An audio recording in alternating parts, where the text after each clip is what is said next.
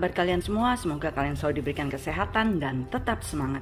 Kali ini saya akan membahas sebuah cerita kehidupan dari suatu kisah nyata. Itu sebuah film yang berjudul Minari. Kesulitan dan cobaan yang datang silih berganti, akankah mereka sanggup untuk bertahan melewati badai hingga akhirnya mereka meraih kesuksesan? Minari adalah sebuah kisah pergulatan hidup yang dihadapi oleh keluarga kecil yang mengadu nasib tinggal di Amerika dan mencoba peruntungan untuk menjadi petani yang sukses dengan berbagai kesulitan dan cobaan, bahkan hampir memporak-porandakan rumah tangga mereka. Kini, sanggupkah mereka bertahan dan melewati semua ini? Cerita ini diawali ketika sebuah keluarga pasangan suami istri Yakub dan Monica bersama kedua anaknya David dan kakaknya Anne. Yakub dan Monica berasal dari Korea. Mereka mencoba peruntungan di suatu daerah di pedesaan Arkansas di Amerika setelah mereka gagal tinggal di California untuk mendapatkan peruntungan. Ketika tiba di rumah baru, mereka terkejut karena tidak yang seperti mereka bayangkan. Apalagi Monica. Dia hanya seperti tidak percaya bahwa dia dan keluarganya harus tinggal di rumah panggung yang cukup sederhana dengan lahan yang cukup luas dan sepi. Untuk itu dia memutuskan untuk tinggal di daerah pedesaan dan membeli lahan yang cukup luas untuk ditanami buah dan sayuran. Di tempat yang baru mereka harus bekerja di pabrik penentasan ayam. Karena letaknya lumayan jauh dari rumah, setiap hari mereka membawa David dan Anne untuk ikut bekerja dengan mereka. Monica yang tidak betah tinggal di desa mengajak Yakub untuk pindah ke daerah yang lebih ramai dengan banyak fasilitas seperti mall dan sekolahan. Tetapi Yakub tetap ingin tinggal di desa itu karena cukup repot bekerja selama membawa anak-anak.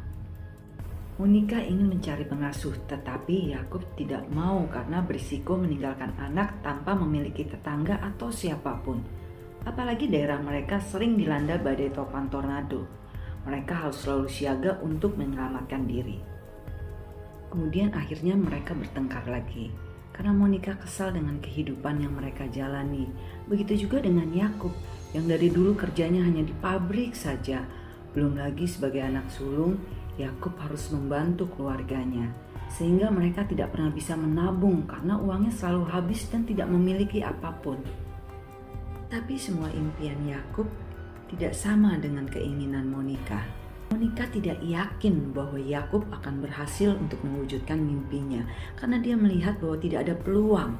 Itu mereka selalu saja bertengkar karena kalau dilihat secara karakter Monica dengan Yakub itu hampir sama. Mereka sama-sama keras kepala dengan mempertahankan prinsip bagi keluarga mereka. Yakub sebagai seorang suami berusaha untuk membahagiakan dan memberikan yang terbaik untuk keluarga dan anak-anaknya. Akhirnya mereka memutuskan untuk mengajak ibunya Monica untuk tinggal bersama mereka untuk mengasuh anak-anak. Yakub mengajak David dan menjelaskan mimpinya tentang lahan yang mereka miliki. Suatu saat pasti akan menghasilkan sesuatu seperti impiannya. Dengan simpanan uang yang sangat terbatas, Yakub membeli alat berat yaitu sebuah traktor. Pemilik toko mengatakan bahwa Yakub orang yang sangat cerdas, membeli tanah yang orang takut untuk membelinya untuk dijadikan lahan pertanian. Traktor diantar oleh seorang supir bernama Paul. Dia ingin membantu Yakub dan bekerja dengannya. Suatu hari, nenek akhirnya datang. Mereka menyambutnya. David yang belum pernah bertemu cukup sulit untuk adaptasi. Nenek membawa oleh-oleh dan memberikan amplop berisi uang kepada Monica. Tapi Monica menolak. Harusnya dia yang memberi uang kepada ibunya. Dan Monica merasa malu karena ibunya akhirnya tahu bahwa keluarganya dalam kesulitan ekonomi. Yakub setiap hari bekerja dengan cukup keras di lahan, dibantu oleh Paul. Mereka mulai menggarap dan menanam benih. David dan Anne yang kini dijaga oleh neneknya merasa heran karena neneknya tidak seperti seorang nenek sesungguhnya. Karena neneknya tidak bisa memasak dan memanggang cookies. Yang dilakukan neneknya seharian hanya menonton TV, bermain kartu, dan terkadang mengeluarkan kata-kata kasar. Nenek mereka jauh berbeda dari apa yang mereka bayangkan selama ini. Suatu hari nenek, David, dan Anne berjalan ke dalam hutan. Neneknya menanam bibit minari yang berasal dari Korea yang memiliki banyak khasiat. Saat berkumpul, nenek berkata kepada Yakub bahwa dia harus menanam minari yang nanti kelak akan tumbuh subur. Mungkin keinginan nenek ini adalah suatu harapan atau merupakan suatu firasat atau pertanda. Dan Yakub berkata akan mempertimbangkan tawaran nenek tersebut. Penggalan kalimat yang dikatakan nenek adalah sesuatu hal yang biasa, tetapi itu bisa merupakan suatu doa. Dan siapa yang akan menyangka penggalan kalimat dari nenek merupakan suatu cikal bakal dari keberhasilan bisnis mereka. Sebagai seorang suami, Yakub tahu bahwa Monica tidak bahagia dan merasa sangat kesepian. Dia kemudian mengajak keluarga mereka untuk pergi ke gereja. Di dalam gereja mereka bertemu dan berkenalan dengan beberapa orang. David dan Anne pun akhirnya memiliki teman. Suatu hari nenek menyuruh David untuk mengambilkan air minum ketika dia sedang menonton TV. Tapi David berbuat iseng. Dia mengisi mangkuk air dengan air kencingnya. Yakub tahu dan marah besar. Kemudian dia menghukum David. David disuruh meminta maaf pada sang nenek.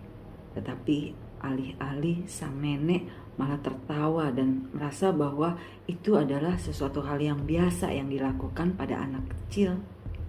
Kan nenek malah memuji David dan mengatakan bahwa David adalah anak yang cerdas. Hari terus berganti. Tak terasa tanaman yang ditanam Yakub tinggal dipanen, tapi terancam gagal karena mengalami kekeringan air.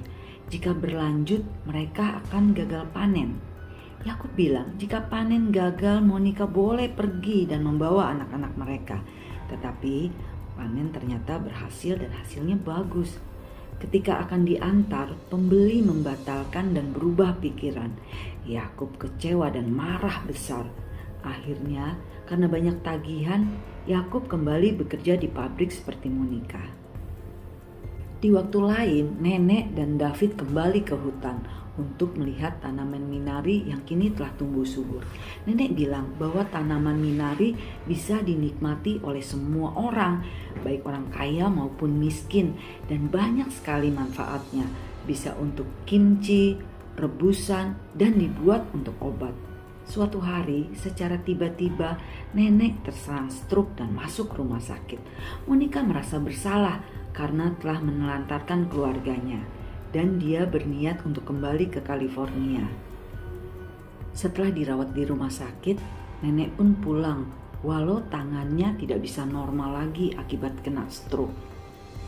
Nenek yang dulu sebelum kena stroke adalah nenek yang aktif dan selalu tidak bisa berdiam diri, ini setelah terserang stroke tidak bisa seperti dahulu lagi. Suatu hari karena suatu keperluan, keluarga mereka akan pergi ke kota dan akan memakan waktu yang cukup lama. Sampai larut malam baru mereka kemungkinan akan pulang. Sebelum berangkat, Monica telah menyiapkan berbagai keperluan untuk ibunya, agar ibu dapat dengan tenang ditinggal di dalam rumah sendirian. Setibanya di kota, mereka pergi ke sebuah rumah sakit dan memeriksa jantung David. Jantung David sedari kecil memang memiliki suatu kelainan. Ketika David besar nanti, dia akan melakukan suatu operasi.